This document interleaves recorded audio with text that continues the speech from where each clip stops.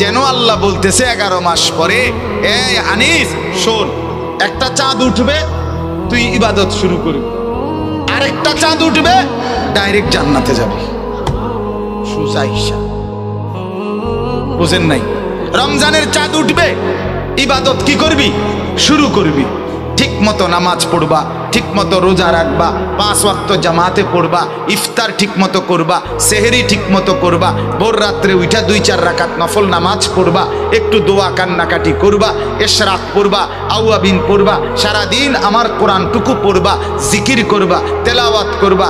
11 মাস তো কুলাইতে পারো নাই, সময় পাও নাই, তো একটা মাসই, বছরে একটা মাস, বছরে একটা মাস, বছরে একটা মাস আমার জন্য একটু আলগা করে আমারে দাও।